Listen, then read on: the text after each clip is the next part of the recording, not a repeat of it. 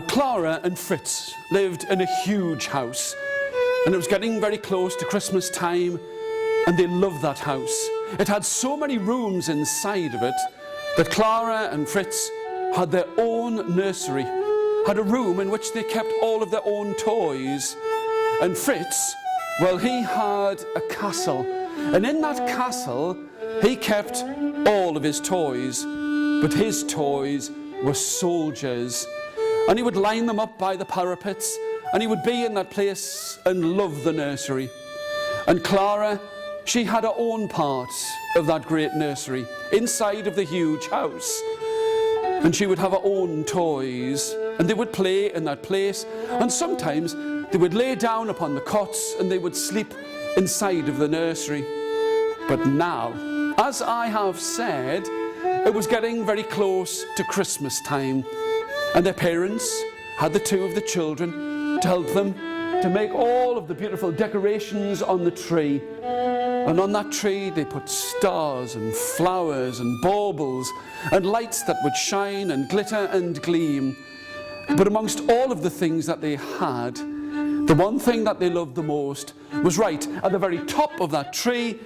They placed a sugar plum fairy. A fairy that was made from a plum that was dipped in sugar, and it had wings and a face. And Clara and Fritz loved to be in that place. But as it was getting so close to Christmas time, they knew that their parents were going to have a ball, a dance upon Christmas Eve. And now the snow was falling down upon the ground, and the children were excited because they were going to be allowed to sit upon the stairs and watch all of their mother and father's friends come and be ready for the dance.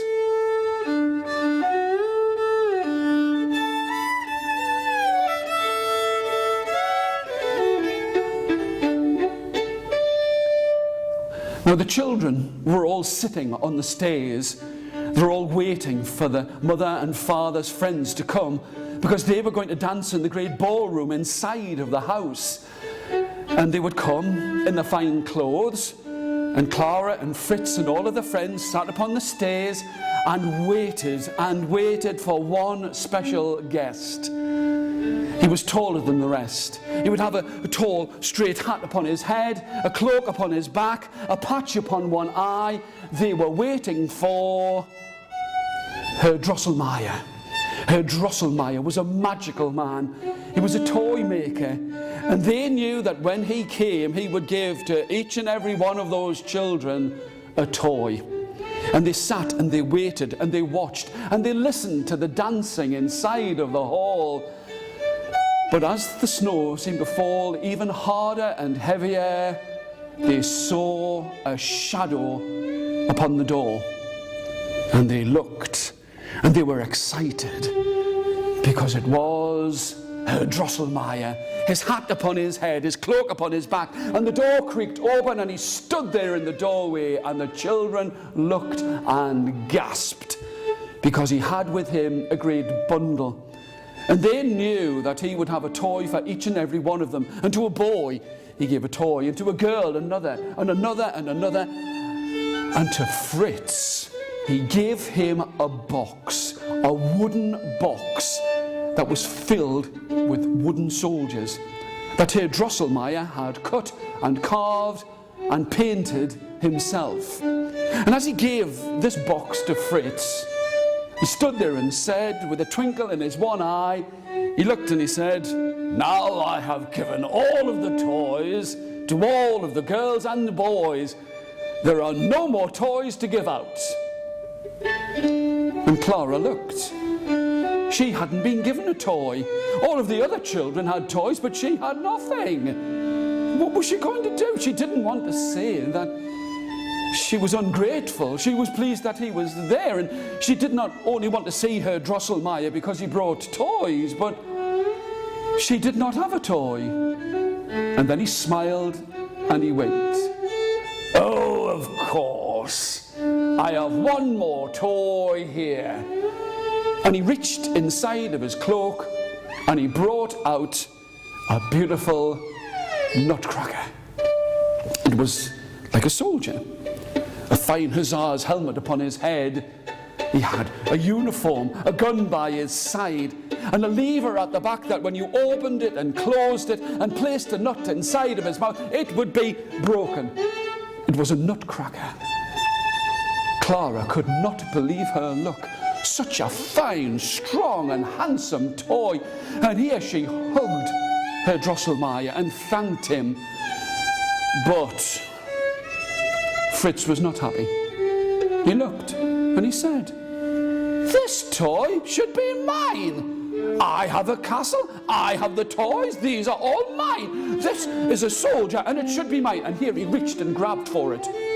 And as he grabbed for it, Clara hung onto it tightly. They pulled and tugged.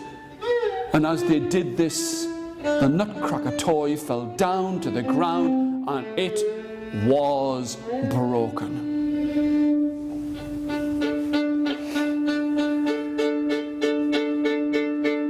Clara was heartbroken. She could not believe it.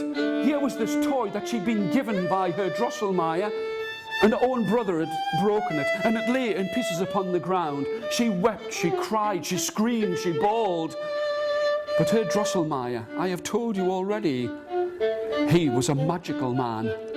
He looked and said, "My dear Clara, do not worry. Do not worry. If I can make this toy, then I can mend this toy. Give it to me." And yes, she took all of the pieces and put them together, and Herr Drosselmeyer went into one part of that great house, and here he hammered and stitched and sewed and painted, and he made that Nutcracker as good as new. But he spoke. "You must be careful. It is still wet and the glue has not dried. I will put it in a box." And he did. He put it inside of a box, and I will leave it to dry so that it will be fine and ready and as good as new upon Christmas morning. Clara had wanted to hold the toy then, not to have to wait. But when all of the dancing had finished inside of the great hall, the children were sent to their beds, but Clara could not sleep. She got from her bed, and in the darkest part of the night, she came right down the stairs, and she went into the nursery, and there she could see the box. And inside of that box, there was a tall, strong, and handsome Nutcracker. She couldn't bear to see him inside of the box, and she reached, and she took him out of the box, and held him in her arms, and then she fell asleep.